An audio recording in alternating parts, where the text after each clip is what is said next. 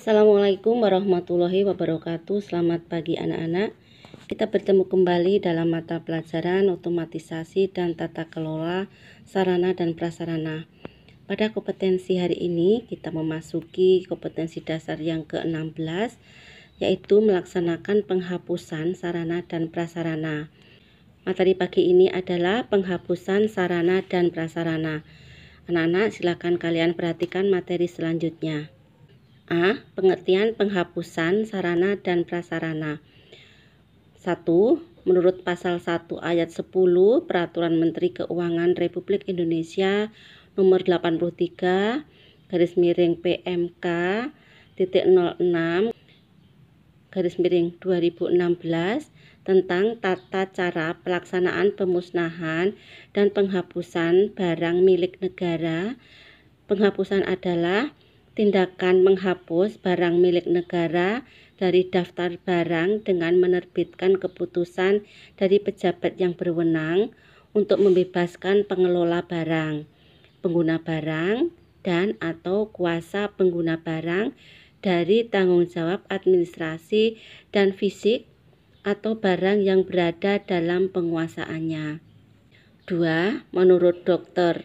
Martin dan Nurhatati Fuad 2016 bahwa penghapusan sarana dan prasarana merupakan kegiatan pembebasan sarana dan prasarana pada suatu instansi atau perusahaan dari pertanggungjawaban yang berlaku dengan alasan yang dapat dipertanggungjawabkan. 3. Menurut Ibnu Samsi, penghapusan adalah penyingkiran barang-barang investasi karena tidak diperlukan atau dipergunakan lagi. Berdasarkan pengertian-pengertian tersebut, dapat disimpulkan bahwa penghapusan sarana dan prasarana merupakan kegiatan meniadakan barang-barang milik suatu instansi atau perusahaan dari daftar barang inventaris sesuai dengan ketentuan yang berlaku. Kegiatan ini dilakukan karena barang tersebut sudah dianggap tidak mempunyai nilai guna atau sudah tidak berfungsi sebagaimana yang diharapkan, terutama untuk kepentingan dinas. Misalnya rusak atau biayanya terlalu mahal jika dipelihara atau diperbaiki. Jadi maksudnya anak-anak ya, Ibu jelaskan sedikit tentang penghapusan sarana dan prasarana di kantor.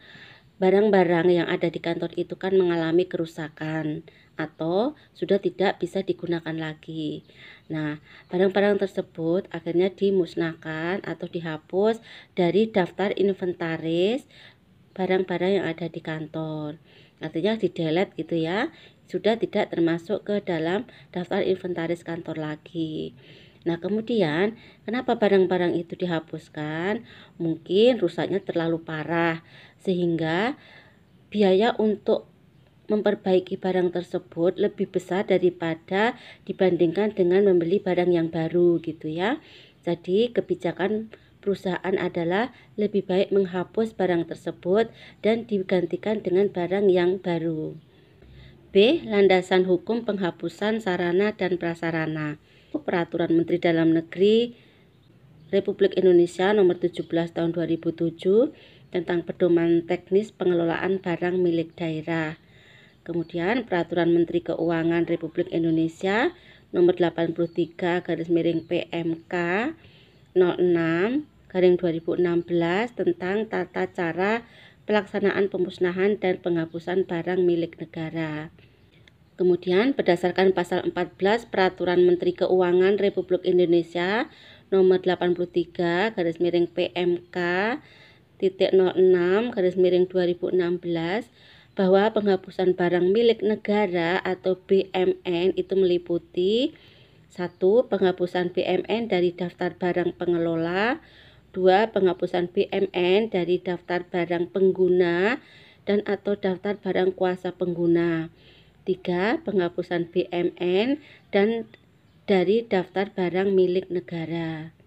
Faktor yang dapat menimbulkan terjadinya kegiatan penghapusan menurut pasal 18 Peraturan Menteri Keuangan Republik Indonesia adalah sebagai berikut. 1. Hilang, kecurian, terbakar, susut, menguap, dan mencair. 2. mati untuk hewan, ikan, dan tanaman. 3. Bangunan yang berdiri di atas tanah pihak lain atau pemerintah daerah karena tidak dapat dilakukan pemindahtanganan. 4. Aset tetap renovasi atau ATR atas aset milik pihak lain karena tidak dapat dilakukan pemindahtanganan. 5. Bangunan dalam kondisi rusak berat dan atau membahayakan lingkungan sekitar.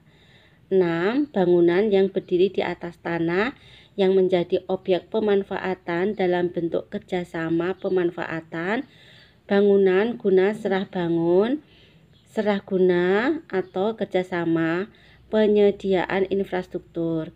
Setelah bangunan tersebut diperhitungkan sebagai investasi pemerintah. Jadi maksudnya barang-barang milik pemerintah atau negara itu bisa juga berupa bangunan ya. Ini misalkan berupa aset tetap, kemudian binatang, hewan, kemudian bangunan juga ya. Ini bisa berupa tanah, kemudian manfaatnya, dan seterusnya. Kalian bisa baca di sini. 7. Anggaran untuk bangunan pengganti sudah disediakan dalam dokumen penganggaran. 8. Sebagai akibat dari keadaan kahar atau force majeure. 9. Khusus untuk aset tak berwujud karena tidak sesuai dengan perkembangan teknologi, tidak sesuai dengan kebutuhan organisasi, misalkan rusak berat atau masa manfaat atau kegunaan telah berakhir.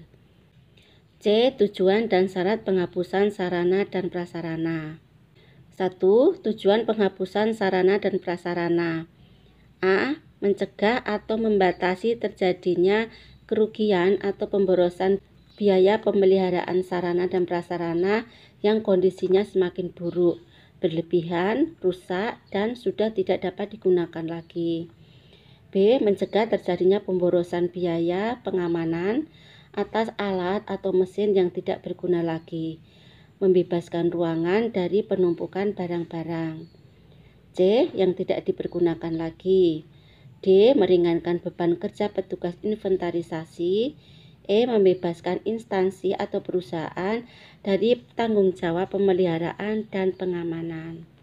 2. Syarat penghapusan sarana dan prasarana. Penghapusan atau penyingkiran sarana dan prasarana di kantor harus memenuhi minimal satu dari alasan-alasan di bawah ini. A. Dalam keadaan sudah tua atau rusak berat sehingga tidak dapat diperbaiki atau dipergunakan lagi. B. Perbaikan akan menelan biaya yang besar sehingga merupakan pemborosan. C. Secara teknis dan ekonomis, kegunaannya tidak seimbang dengan besarnya biaya pemeliharaan. D. Tidak sesuai lagi dengan kebutuhan masa kini. E. Penyusutan di luar kekuasaan pengurus barang, misalnya barang kimia. F. Barang yang berlebih jika disimpan lebih lama akan bertambah rusak dan tidak terpakai lagi. G. Dicuri, terbakar, dan musnah sebagai akibat bencana alam. Anak-anak, demikian tadi materi yang Ibu sampaikan tentang penghapusan barang sarana dan prasarana. Kalian putar-putar kembali agar lebih paham ya. Untuk yang belum jelas bisa ditanyakan di grup WhatsApp pelajaran.